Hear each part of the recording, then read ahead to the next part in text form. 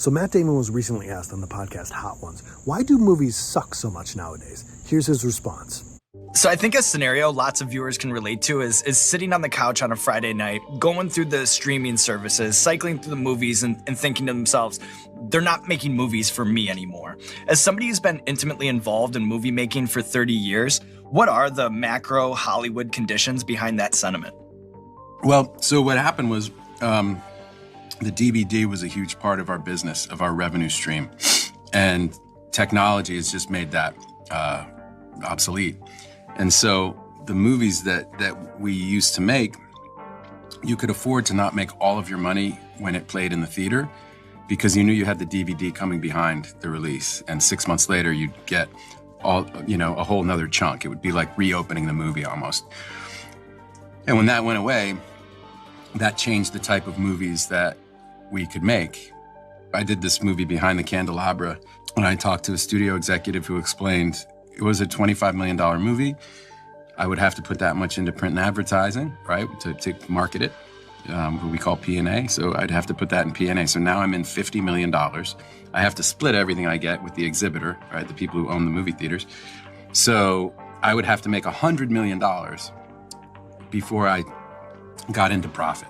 And the idea of making $100 million on a story about like this love affair between these two people, yeah, I love everyone in the movie, but that's suddenly a massive gamble in a way that it wasn't in the 1990s when they were making all those kind of movies, the kind of movies that I loved and the kind of movies that were my bread and butter.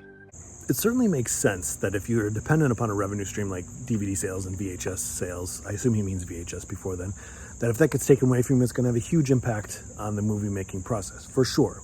And besides streaming services, you could also throw in there's things like online piracy and illegal downloading. Now, if DVDs came about around 1997 and VHS was late 70s, early 80s, and now I realize there weren't streaming services before then, but what were movie companies doing before DVD and VHS sales? I would imagine anyone who has the numbers, and I don't, but my guess would be that maybe they had stronger box office ticket sales. Like more people were going to the theater because not everyone had like a home theater system, DVDs or VHS. You had to go into the movie theater, right? And I'm not even taking issue with what he said. I agree with what he's saying. I love all of his movies. I guess it's hard to sort of make ends meet here in terms of thinking about how all this money can be spent and somehow they're still not making any money. Does that make sense? I mean, for example, look at the Criterion Collection. Maybe I'm wrong about this, but it seems like a lot of those movies are low budget.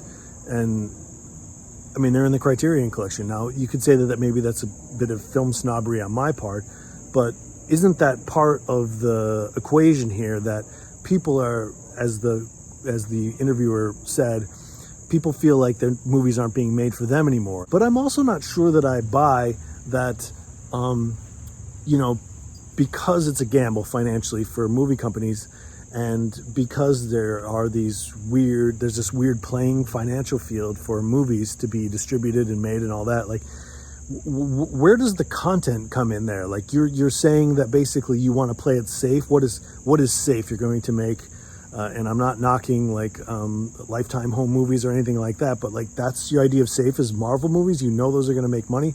How do you know? Like there are other things that flop, yes, but have there been enough opportunities for people to see things that might be a little bit more diversified in terms of the content, in terms of the style of the movies? Is there enough of a spectrum going on there where people are being exposed to a wide variety of movies to be able to say, well, those movies are risky, we won't do those, but we'll do the Avengers 10 because we know that will make movie.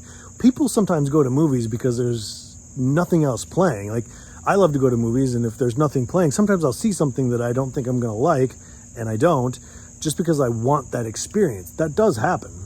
But to a degree, isn't all of this kind of presupposing that there's only one way to do things? I mean, necessity breeds invention, right?